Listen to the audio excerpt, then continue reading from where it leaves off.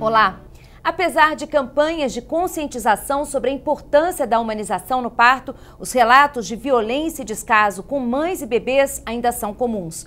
No programa Em Discussão Saúde de hoje, vamos falar sobre a violência obstétrica e as consequências físicas e psicológicas para as mulheres e para seus filhos. Para discutir o assunto, eu recebo a doutora Adala Buzzi, que é advogada, Ana Ariel, que é ativista do parto humanizada. Muito obrigada pela presença de vocês aqui com a gente. Doutora Adala, queria começar explicando para as pessoas, para quem está em casa, o que é essa violência obstétrica, porque há uma confusão um pouco com um erro médico, né? Muitas vezes as pessoas só procuram ajuda ou só fazem esses relatos quando acontece realmente, de fato, alguma consequência, alguma sequela para o bebê, né? Mas não é isso, né? A violência ela é mais abrangente do que esse fato isolado, né? A violência obstétrica é um assunto relativamente novo, na verdade, né? Tem se falado mais nisso a partir de 1990, até então os médicos meio que eram bastante reticentes, né, em falar sobre isso, né? Tanto que a legislação sobre o assunto, sobre o tema, né, não é uma legislação específica, mas ela é bastante recente, né? Então se entende por violência obstétrica todo e qualquer tipo de violência, de desconforto causado à parturiente, né? Mesmo durante o pré-natal, mas principalmente durante o parto e pós-parto, né? Então, a gente pode dar como exemplos mais simples a utilização de diminutivos para tratar a mãe. Então, mãezinha, queridinha, esse tipo de diminutivo, até porque a mãe, ela não deixa, ela se torna mãe, mas ela continua sendo uma pessoa com um nome, né? Então, é importante que a pessoa trate, que a equipe médica trate essa mãe pelo nome dela, né? Até porque muitas vezes em hospitais públicos elas ficam com outras mães no mesmo ambiente. Mãezinha, naquela confusão, naquele caos, com toda a dor que ela está sentindo, não ajuda muito, né? Pode ser que ela entenda que está sendo dito por uma outra mãe, alguma coisa assim. Então, tratar a parturiente pelo nome, né? Tentar esclarecer todos os tipos de dúvida. Não informar sobre o procedimento que está sendo feito ou o que vai ser feito também, né? Essa falta de informação sem o consentimento da mãe, exatamente. Sem esse diálogo com a mãe, também é considerado uma violência, né?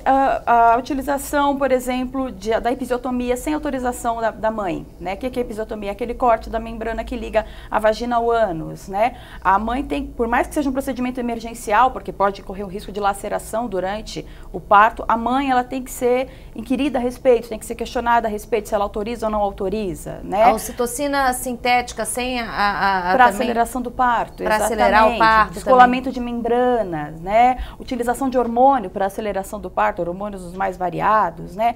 Algumas manobras, aí a gente já vai entrar num campo mais violento, como a manobra de Christeler, que é a utilização de pessoas ou mesmo de lençóis, né, para empurrar a barriga da mãe, né, de forma a expulsar a criança dali. Isso também é um tipo de violência, né? A gente tem relatos de enfermeiras que sobem sobre as mães, né? Para empurrar a criança, para forçar um nascimento, né? O fórceps também é considerado uma sem violência? Autorização, sim, né? Impedir que a mãe tenha um acompanhante, né? A gente tem uma lei que é 11.108 de 2005, que determina que no ambiente do SUS, né, as mães podem ser acompanhadas por alguém, da livre escolha dela, não necessariamente o pai, né? Então, impedir que a mãe tenha esse acompanhante também é uma violência, né? Outro tipo de violência muito comum é também zombar das mães, né? A gente escuta muito muitas mães falando, tá gritando na hora da dor, do parto, das contrações, e escuta, na hora de fazer não gritou, na hora de fazer foi bom, né? Esse tipo de zombaria também é um tipo de violência obstétrica. A gente vai continuar falando ao longo do programa cada caso, né? Eu queria conversar um pouquinho com a Ana, que teve 2 partos muito diferentes, né, Sim. Ana? Teve um parto humanizado em casa e um outro parto mais complicado no hospital, né? Fala um pouquinho dessa sua experiência, né, com esses 2 partos, essa sua experiência de maternidade. Na verdade, assim, começou no meu aborto espontâneo, que perguntaram se eu queria fazer curetagem e que isso implicaria em futuramente eu poder ter outras doenças relacionadas a uma próxima gestação. E ninguém informa uma mulher quando ela está ali, né, sendo obrigada a parir um bebê morto, porque você não vai seguir a gestação, você fez enxoval, você sonhou com aquele bebê, ninguém te informa o que vai acontecer. E graças a Deus eu estava numa equipe de parto humanizado E falaram, olha, se você fizer curetagem, aumenta esse risco, a gente pode tentar esse outro procedimento, porque daí se você não expelir e for a última circunstância, então a curetagem não é uma coisa assim padrão. Ela auxilia o médico, porque ele em 20 minutos resolve a vida dele. Enquanto que você ficar expelindo um bebê naturalmente, a mulher entra em trabalho de parto, ela tem que expelir, daí você tem que verificar se realmente não tem resíduo desse bebê, se a placenta saiu. Então, tem uma série de consequências que vai levar ali umas 16 horas. Muito mais demorado, lógico, né? E essa assistência, se ela não é feita com carinho, é uma mulher que sonhou em ter um filho e está sofrendo um aborto. Ela não desejou, ela não provocou, ela quis essa criança. Então não existe esse respeito, esse cuidado. No seu caso, você pôde optar se você queria entrar em trabalho de parto ou se você queria fazer a curetagem. E eu não fiz a curetagem. E tomei os remédios, as medicações, os hormônios necessários para expelir naturalmente o bebê. Na minha primeira filha, então, eu já tinha um pé atrás com essa questão intervencionista dos hospitais. Porque esse aborto, ele foi antes Foi minha primeira gestação. Foi a sua primeira gestação. Tá. E daí, quando eu, em seguida, eu adotei um filho e com a adoção começaram as violências do bebê. Não, mas peraí, por que você pode pegar ele assim? Porque eu conheci o meu filho com 7 horas de vida. Então, com 7 horas de vida, eu participei de tudo. Não, mas como assim? Vocês não podem tirar o umbigo dele? Não, peraí, mas por que vocês estão usando esse colírio? Eu comecei a indagar. Por quê? Porque eu acompanhei a gestação da mãe biológica. Quando eu tive a minha filha, eu já tinha muitos porquês. Desde o pós-parto, que eu acompanhei esse filtro das primeiras horas de vida do meu filho adotivo. Vi ele ser institucionalizado, porque eu consegui a guarda quando ele tinha 7 dias. Então, o que é um bebê de 48 horas, que vai parar num orfanato, como ele é descuidado, então ele como icterícia grau 3, largado num berço. Eu levei a equipe médica de fora para dentro do orfanato. Então, assim, ali eu já comecei a ver que não era tão tranquilo. Então, quando a minha filha foi nascer, eu virei uma louca que estudava muito a respeito, eu li todos os livros. Informação é a base de você ter um bom parto. Não adianta dizer que não. Eu tive uma cesárea e um parto domiciliar, os dois muito bem informados do que eu ia viver, de cada procedimento. Por exemplo, na cesárea, precisa amarrar? Não, não precisa amarrar. Você só tem que informar a mulher, que é uma adulta, que ela não pode dobrar o braço porque ela está com soro. Eles não perguntam, eles simplesmente amarram a gente. O bebê nasce, você não pode encostar no teu filho. Esse é o parto da cesárea padrão. Então, eu fui informada. Você entendeu que você só não pode amarrar, dobrar o braço?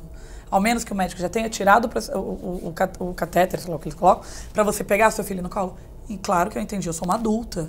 Eu fiz esse filho, eu me programei para gestar. Ah, tá bom. É só isso, então não precisa amarrar. Precisa ter 50 holofotes numa cesárea? Não, não precisa. Você pode ter uma luz amena, você pode escolher a música do seu parto. Você já não vai ter o parto dos seus sonhos, que é um parto domiciliar, como eu tinha tido. O primeiro foi domiciliar. Então, você começa a ver que tudo é possível. No primeiro você teve um acompanhamento de uma doula. Então, como que você se preparou para o primeiro parto? O pai dos meus filhos teve muito medo do parto domiciliar. Ele nasceu de cesárea agendada, é filho de enfermeira, do procedimento antigo. Então, assim, era inviável. E um dia, eu estava de 39 semanas, eu fiquei falando que eu queria trocar de carro, eu troquei por um carro que tinha um porta-mala imenso. E eu escondi atrás do step uma luva cirúrgica, um bisturi descartável e um eclâmpsia. E ela falou assim, o que é isso no porta-mala? Eu falei, bem, eu vou te contar que eu tenho que ir para o hospital quando eu ver que o bebê está coroando. Eu já estudei tudo, eu vou ter sozinha, eu vou ter uma unassisted, que é um parto não assistido e não supervisionado, dentro do carro. Não vai dar tempo de você chegar no hospital, porque eu vou estar com 10 de dilatação coroando, já que você não topa o meu parto sonhado domiciliar. Ele falou, cara, você vai pôr você em risco, o bebê em risco, porque eu não topei, então pera, você quer tanto assim? Eu quero tanto assim. Eu já estava de 39 semanas e 5 dias nesse dia.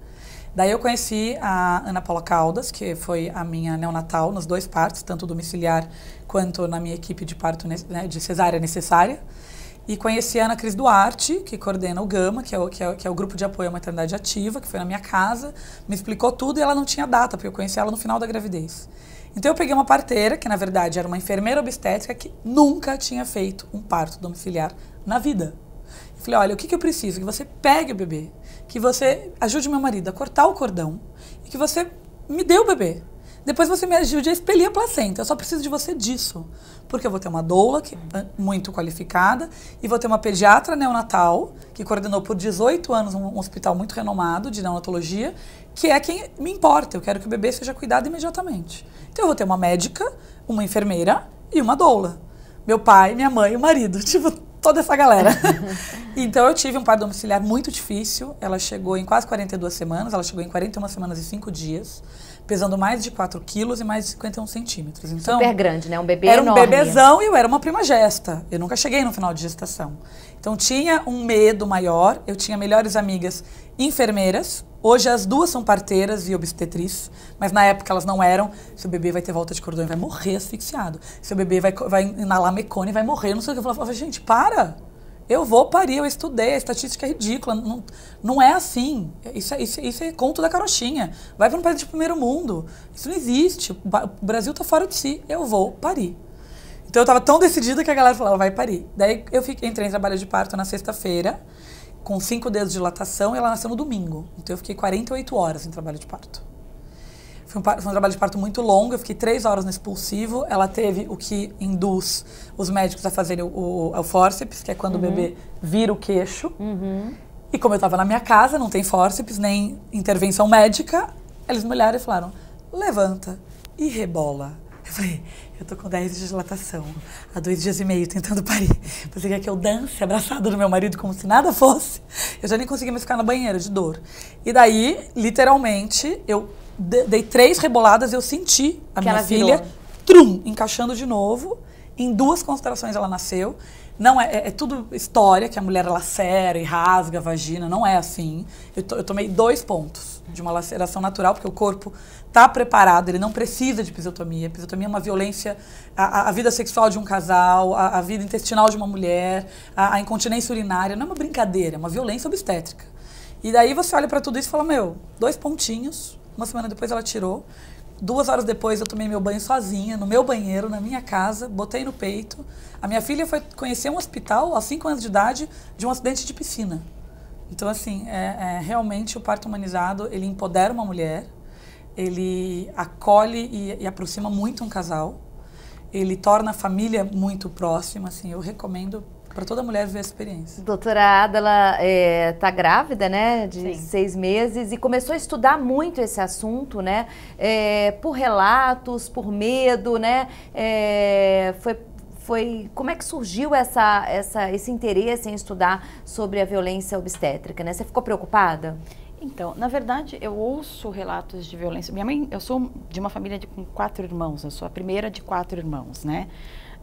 E a minha mãe, por ser uma pessoa bastante esclarecida, até porque a incidência de violência obstétrica costuma ser maior entre as pessoas de mais baixo poder aquisitivo, menos esclarecidas, né, e tal. A minha mãe vivenciou como testemunha, né, dos 4 partos que ela teve, que foram 4 partos normais, né.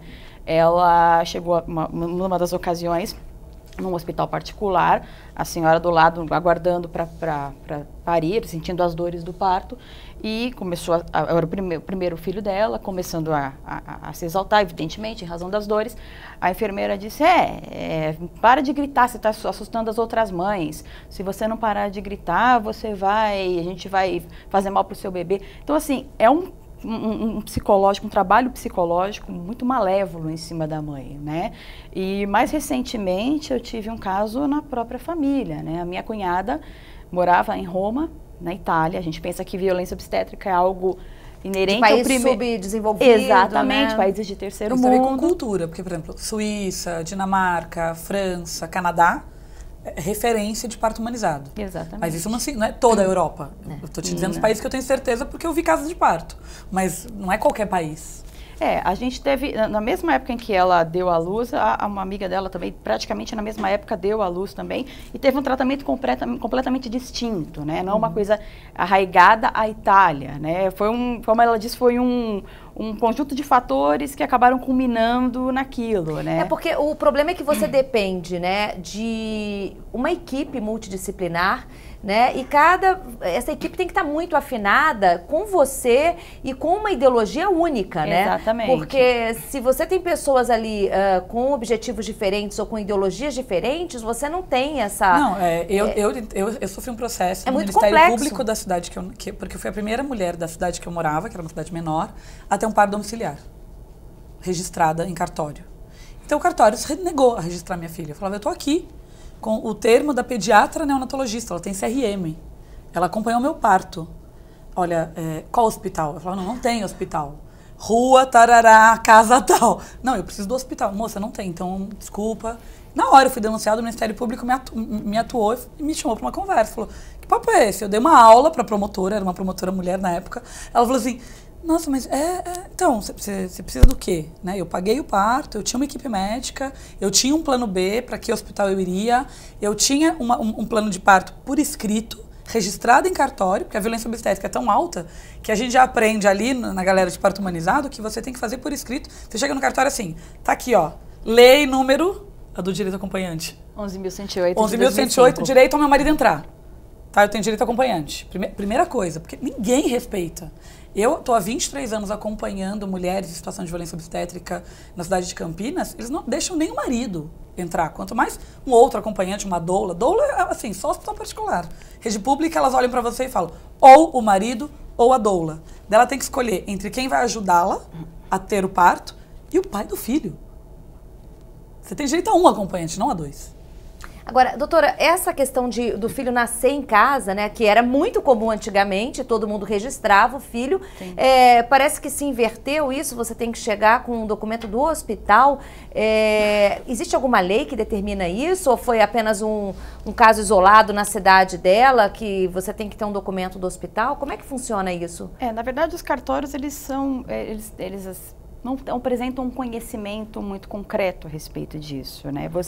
Tanto que quando a gente vai orientar alguém a fazer alguma coisa um pouco diferenciada em cartório, a gente fala, olha, se você não conseguir, você me liga, porque... A advogada atua, né?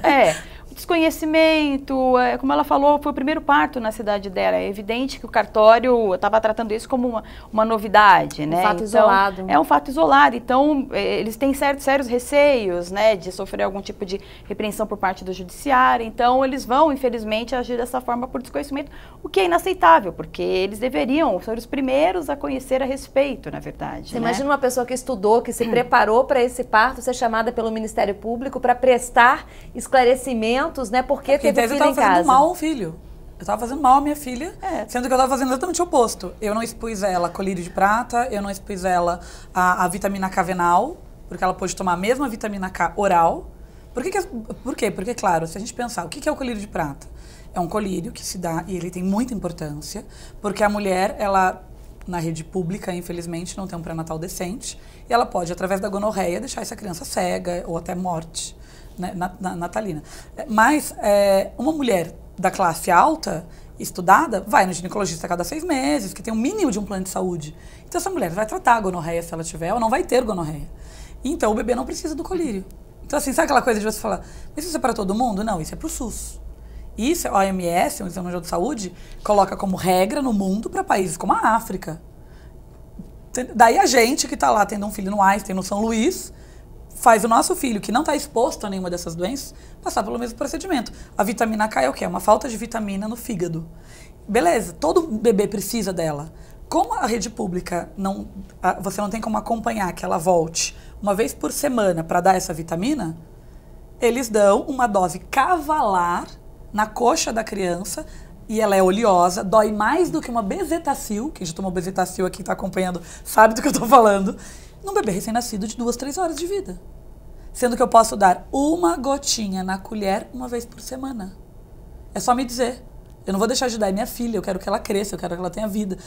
Então, assim, são procedimentos invasivos e desnecessários. Exame do pezinho. Toda criança com síndrome de Down só pode fazer exame do pezinho próximo aos 2 meses para realmente acompanhar a carga genética. Então, em tese, uma criança saudável, quanto mais perto dos 2 meses ela fizer esse exame, melhor a carga genética. Fazem no dia que nasce, espremem o pé do bebê. Ele acabou de sair, ele estava quietinho, quentinho, dormindo, entendeu? Nadando na mãe. Daí, de repente, espreme o pé, toma uma bezetacil, joga um colírio. Eu, muito curiosa, joguei no meu olho. Dói pra caramba! Eu não me conformei, assim. Eu falava, não é possível. Porque você vê essas conjuntivites que todo bebezinho tem, é o olho reativo a esse colírio de prata que serve para uma população que não tem acesso à saúde, a saneamento. É uma medida de contenção, né, de doença. Eu entendo, essa mulher não vai voltar. Ela tem outros 3, 4 filhos, ela realmente não vai, uma vez por semana, trazer o filhinho no posto para tomar vitamina K. Então esse bebê precisa ser suprido. Só que eu vou comprar com o meu dinheiro, que não é baratinho, a vitamina, vou ter na minha casa e vou aplicar a ampola eu mesma. Porque é na colher, não é injeção, não é nada, é uma coisa simples. Então são procedimentos. Minha filha fez o exame do pezinho mamando no meu peito com 1 mês e meio. Entende? Quer dizer, daí uma a outra gente entra no que é o ver. hospital. Eu fiz o plano de parto na minha cesárea e não respeitaram nada. Eu fiz um processo judicial litigioso horrível com o hospital do que minha filha nasceu. E é um dos 3 melhores hospitais de São Paulo, do meu filho caçula. Dizendo, olha, eu não quero colírio de prata. Eu tenho exame de Streptococcus, eu tenho exame de gonorreia, ele não tem nada. Eu não quero bezetacil, tá aqui as ampolas, por favor, administrem. Eu não quero exame do pezinho, ele vai fazer. Como que você fez isso? Por escrito, com advogado, acompanhando do lado. Eu entrei no trabalho de parto, meu advogado chegou em São Paulo, mostrou a carta, registrou no hospital. Eu voltei. 8 horas depois, tinham feito todos os procedimentos. Todos. Num bebê Quer dizer, que não nasceu respeitaram 2 meses e meio antes. nenhuma... Eu tive uma depressão pós-parto na cesárea porque eu me sentia incapaz. Quem não pariu igual da primeira vez? Eu. Quem não foi capaz de gestar um filho em casa e proteger dessa mas violência? Só para as pessoas que estão em casa entenderem, né? Só uma parte aí nessa história toda. O segundo filho que você teve uma cesárea, você teve que ter no hospital porque estava com risco, sim, né? Eu tive foi indicação placenta clínica. prévia, centro total. Que quando a placenta não fica nem marginal, ela fica no centro. Porque do senão as canal. pessoas não vão entender, Perdão, falar por que ela rápido, teve um filho com parto humanizado e depois quis ter o segundo filho no hospital. Eu tive, inclusive, com a mesma equipe de humanização, tentei que a minha placenta, porque ela começa central e ela pode virar marginal, e ainda assim você tem um parto normal. Assistido, supervisionado, mas normal. Agora, quando ela fica central, não tem como, porque ela cria um acretismo no colo do útero, é como se ela virasse uma esponja e ela gruda. Então, a hora que o bebê se mexe, você desloca a placenta e morre de hemorragia em 15 minutos. Então, é caso de ficar em hospital. Eu fiquei 78 dias em repouso absoluto. O meu marido alugou um flat em frente ao hospital que eu fiquei internada. Então, assim, eu tinha minutos para salvar minha vida e a do bebê, porque ele morre de falta de oxigênio e eu morro de hemorragia. Quer dizer, foi uma gravidez muito difícil, sim, né? Sim, eu transfundia plaqueta enquanto eu estava ali. Porque, assim, você perde 1/3, mais ou menos, da sua corrente sanguínea durante a cesárea, de emergência de placenta prévia. É uma doença muito grave. Uma mulher que tem placenta prévia não pode ter parto humanizado, ela não pode ter opção de um parto domiciliar, ela precisa ser supervisionada e assistida muito, assim, é bem grave. E doutora Ada, a gente estava falando sobre essa violência, né, na Itália que aconteceu, porque a gente não é uma prerrogativa só do Brasil ter acontecer isso. Nesse caso, como que foi tratada a sua colega, a sua cunhada? O que aconteceu de fato que caracteriza essa violência? Então, a minha cunhada, ela é fluente em italiano, né? Durante o trabalho de parto, ela foi para um hospital, né, acompanhada do marido. Chegando lá, ela foi encaminhada para a sala. E, evidentemente, que durante o processo, ela, em razão da dor, as pessoas até esquecem de falar o italiano, né? Então, ela começou a falar o português e a violência obstétrica se iniciou com as pessoas tirando sarro, zombando, né? Então, ela falava, ai meu Deus, as pessoas ficavam arremedando, né? A equipe, né? Durante o parto também se utilizaram de um método que não é aconselhado pela Organização Mundial de Saúde, que é o método de Christeler, que é empurrar a criança com as mãos, né? Ou uma enfermeira empurrar a criança com as mãos, ou se utilizar, no caso dela, de um lençol para empurrar essa criança, né? O pai da criança, o meu cunhado, ele interviu durante a ocorrência, segurou a mão da enfermeira, falou, não quero que você faça isso, e ele foi expulso da sala. Ele teve que se comprometer a ficar quietinho, sem interferir, vendo a mulher ser violentada, né, durante todo esse processo para poder acompanhar o nascimento. Ela pediu, por exemplo, pela analgesia, né, pela anestesia, e eles se negaram a dar, dizendo que não dava mais tempo, né, muito embora tenha oferecido para ela coisa de 5 minutos antes. Né? Então, assim, é uma série de coisas que aconteceram. Ela, por exemplo, ficou 30 segundos, porque disseram que o parto dela foi muito violento e ela ficou 30 segundos apenas com o bebê. Fizeram uma episiotomia contra a vontade dela, ela não queria fazer e mesmo assim eles fizeram, né? E depois fizeram um trabalho, um pós-cirúrgico feito por um estudante de medicina que não evidentemente que existem estudantes de medicina muito bons, mas aquele em específico não soube dar os pontos corretamente. Ela ficou com trauma por 6 meses, né, sem manter relações sexuais, com depressão pós-parto, numa situação psicológica muito fragilizada, e isso num país de primeiro mundo, né, como a Itália, porque ela pariu em Roma.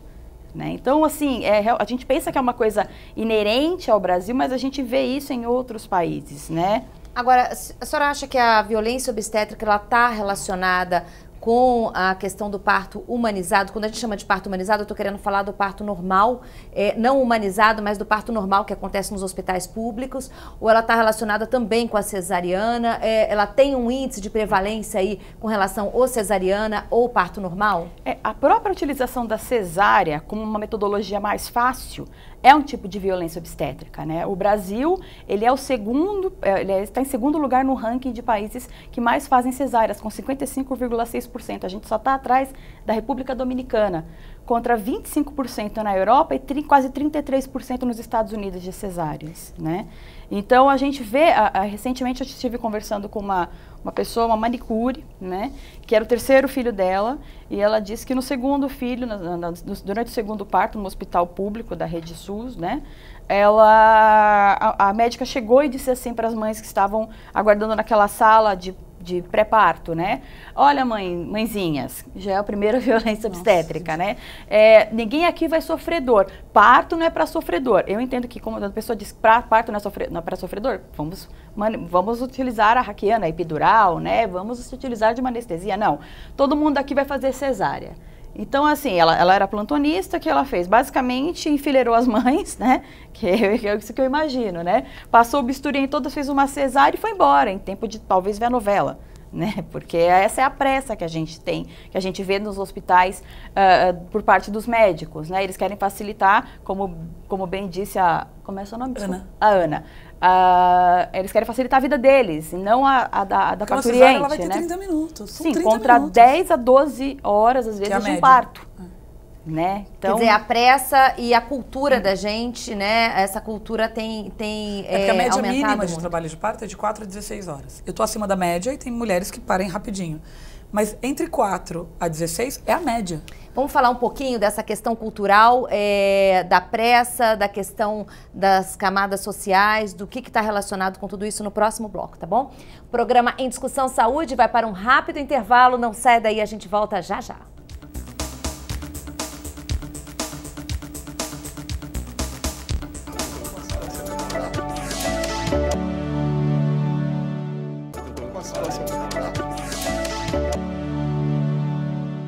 Estamos de volta com o programa Em Discussão Saúde.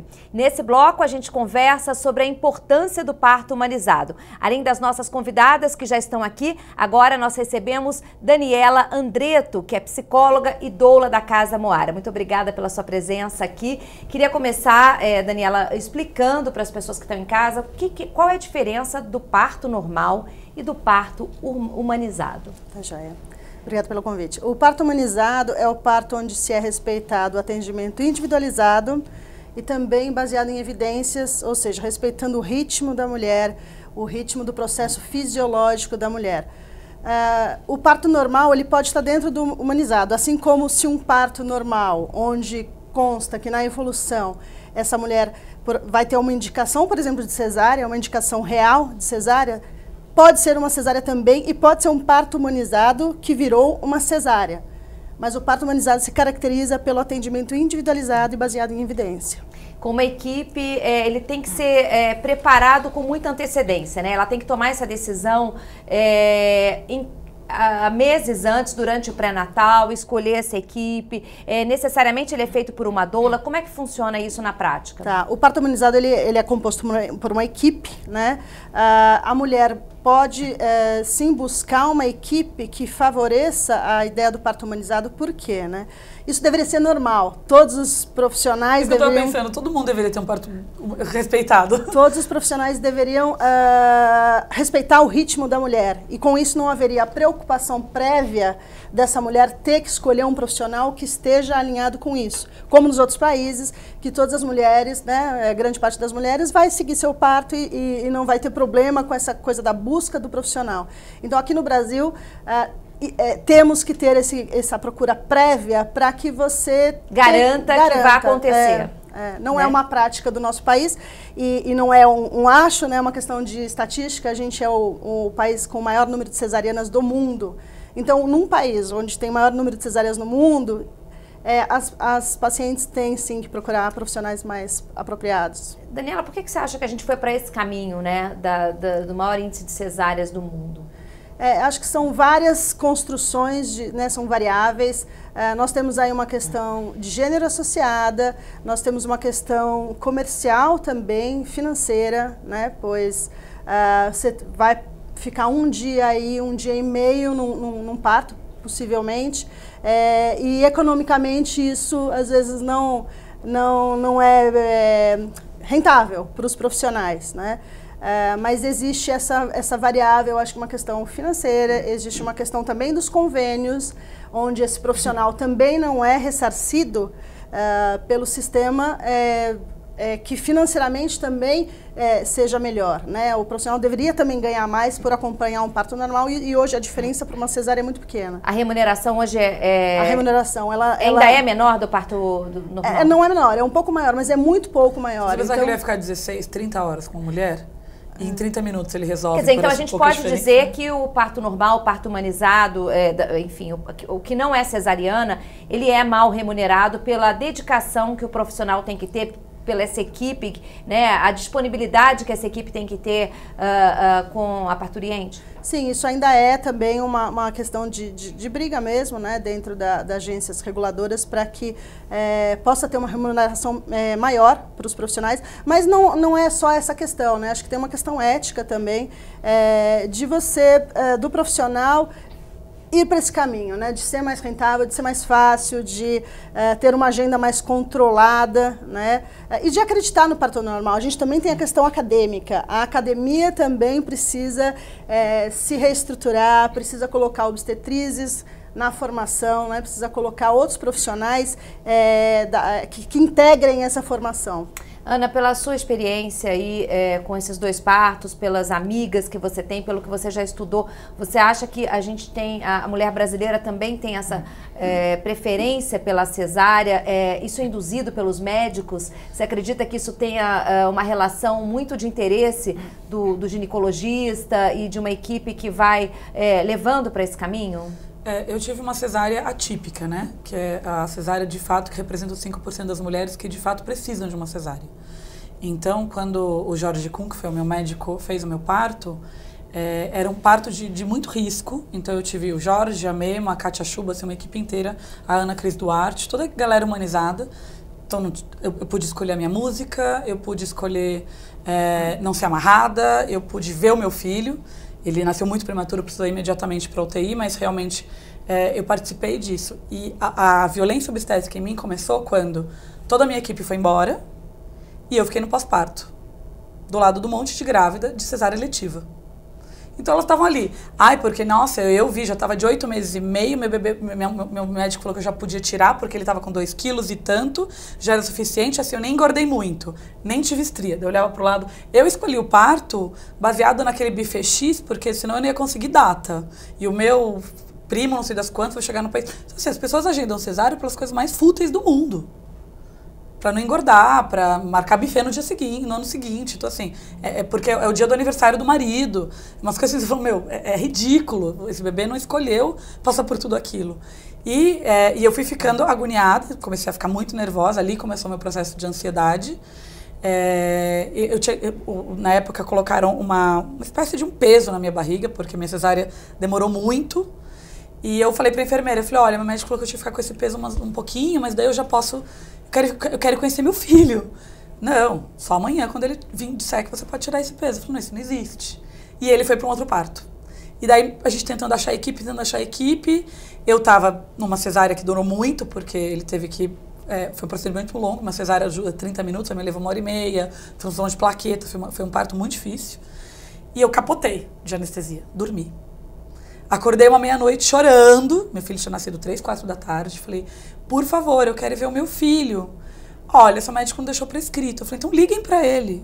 Eu tinha uma filhinha de 1 ano e meio na época, que meu marido foi dormir com ela, eu falava assim, eu tô sozinha no quarto, liguem pra ele. Olha, você quer mesmo ligar para um médico à meia-noite? Eu falei, eu quero que vocês liguem para ele. Ele liberou e não liberaram de raiva.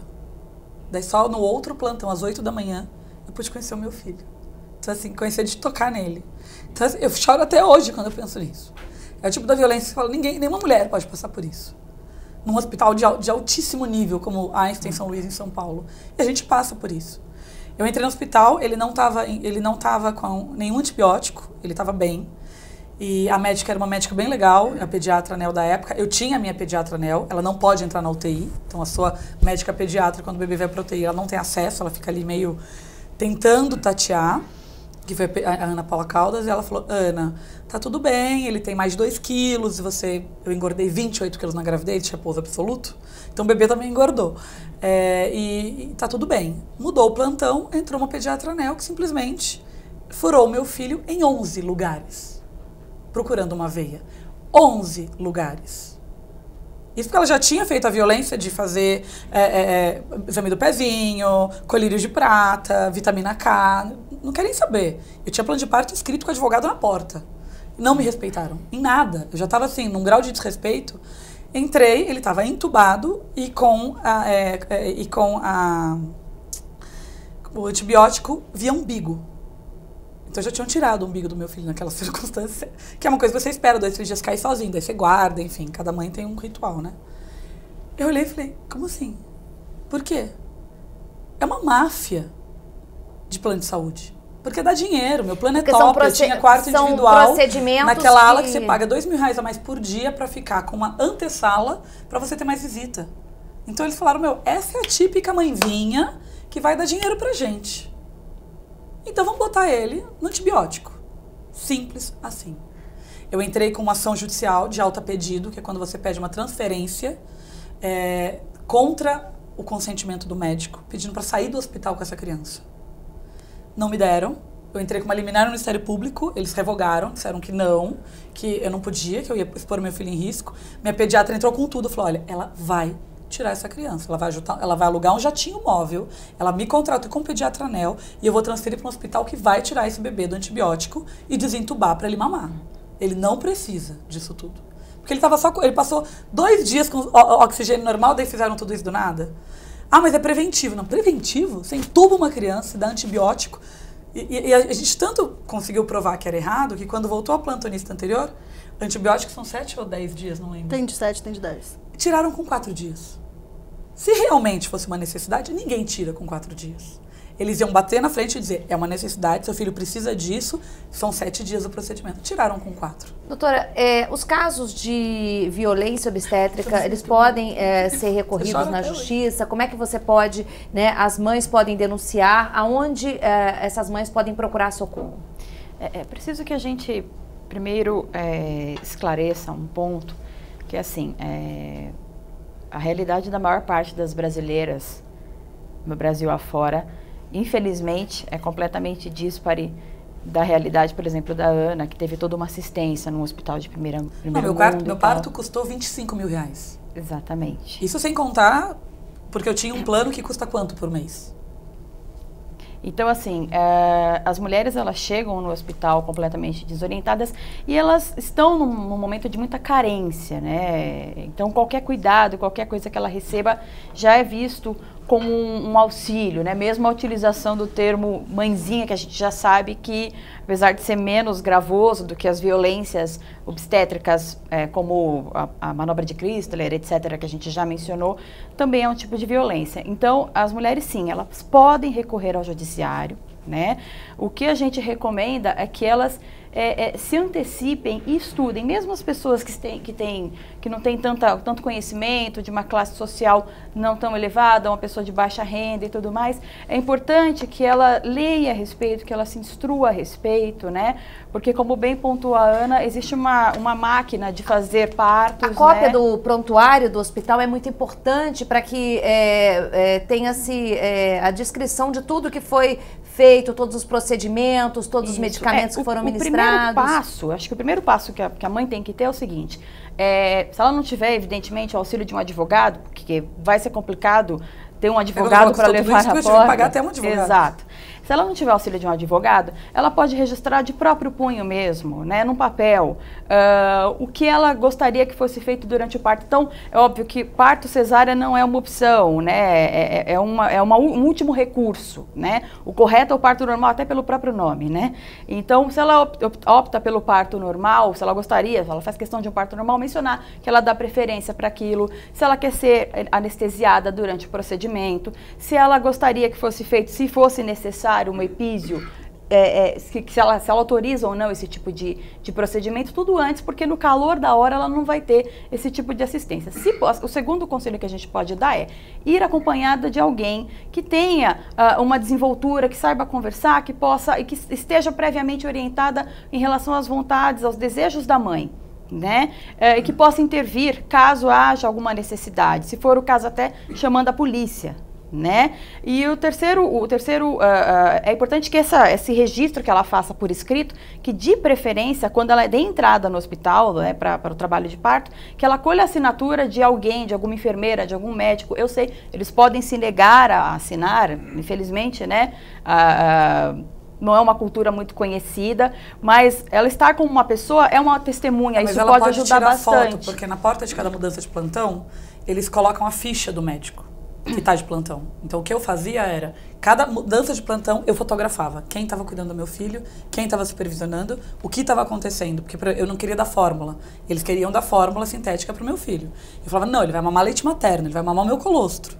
Eu fui encontrada, 3 minutos, desacordada, no banco de leite do hospital chiquérrimo, porque ninguém ficou comigo, porque eu era mãe chata que queria dar via sonda, já que ele estava entubado, o leite materno, sendo que a fórmula eles consideram muito melhor. Então, assim, eles não respeitam nada. É insano.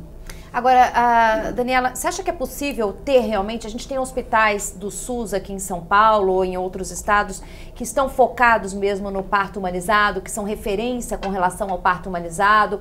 Como que anda essa experiência nos hospitais públicos? Eu acho que é plenamente possível. Eu venho de uma assistência de um hospital público com projetos de humanização.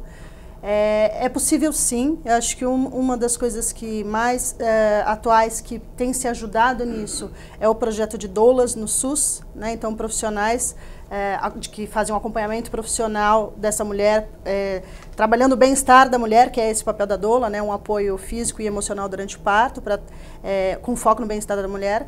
Então, isso é um dos benefícios que provavelmente isso tem interferência direta sobre o parto e a qualidade do parto na mulher.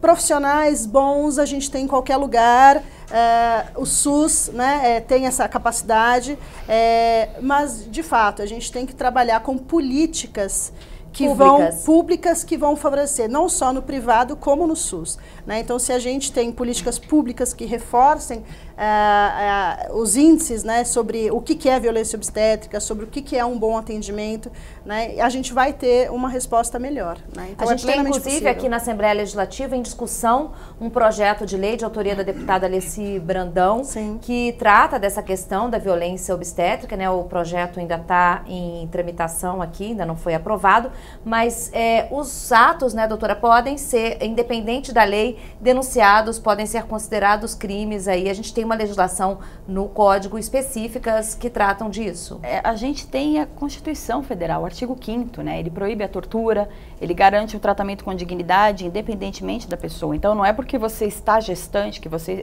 está em trabalho de parto, que é importante que haja uma legislação, porque o Brasil carece de esclarecimentos nesse sentido, né? Como bem pontuou a Ana, ela teve uma resposta negativa ao tentar registrar o filho, porque o parto foi domiciliar, por desconhecimento da legislação. E era uma cidade pequena, né? São Paulo ainda... Então, é importante, sim, que haja uma legislação, mas a gente já tem essa legislação, que é a Constituição Federal, que garante isso às pessoas e garante uma indenização, evidentemente, caso constatado esse tipo de violência contra a mulher, né? E você pontuou a questão do prontuário.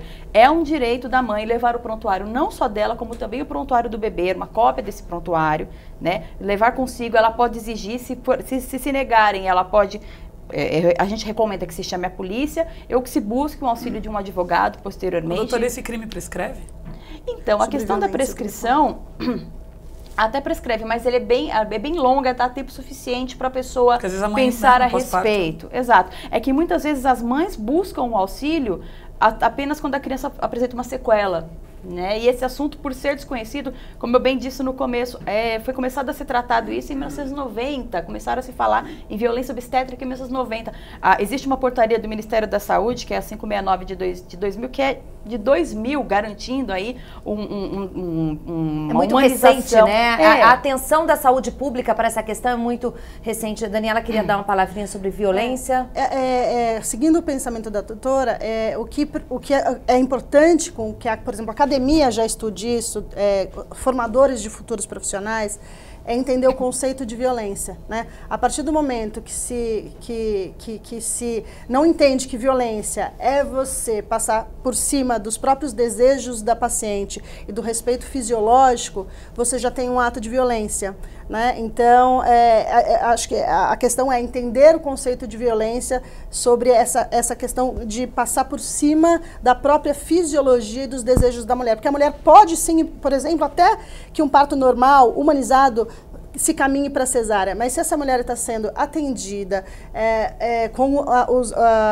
com os desejos dela respeitados, explicando para ela o porquê daquele processo, ou seja, ela tem informação, ela é participante ativa, ela vai entender a cesariana necessária dela. Ou a transfusão que eu tive que receber. Então a questão é a falta de relacionamento, de clareza e de respeito. Né? De informação e de dividir essa informação com a mãe naquele momento, né? Com a mulher naquele momento. Eu queria que a gente não falou muito, mas dos benefícios, acho que a gente tem 3 minutinhos só aí final, mas para quem está em casa, para quem está gestante, dos benefícios do parto humanizado para a mulher, né? Benefícios fisiológicos, psicológicos, né? Porque dos malefícios a gente já falou bastante, a gente sabe que os traumas e das consequências, mas rapidamente, doutora, falar um pouquinho desses benefícios. Bom, primeira coisa é, mulheres sabem parir. Apenas 5 a 10% vão precisar, no máximo 10%, aí, de acordo com a Organização Mundial de Saúde,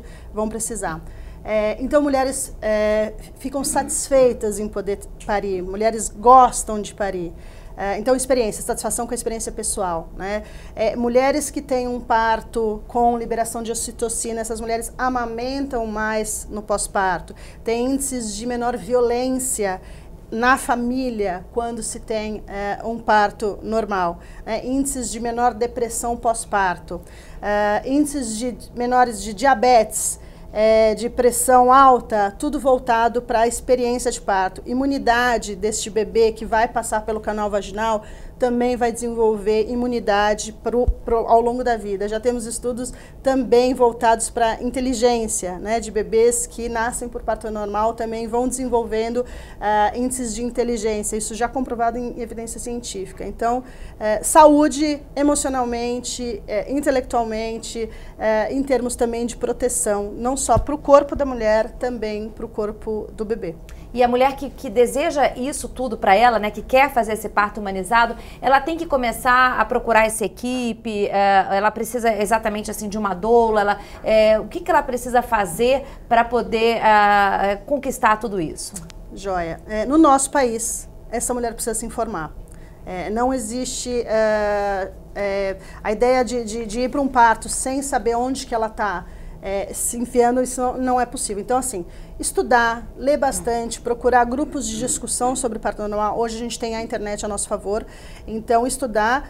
Se for possível, uma equipe que trabalhe com parto humanizado, maravilha, mas a gente está falando de uma parcela muito pequena.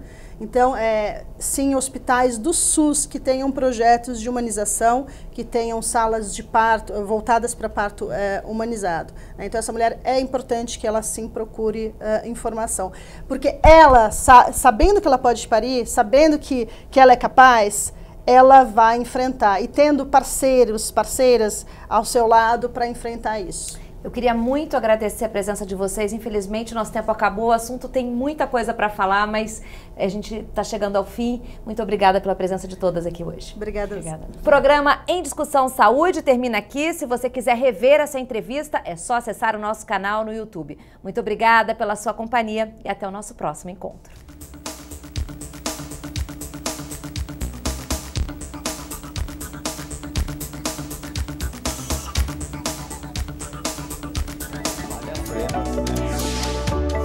nosso consultório.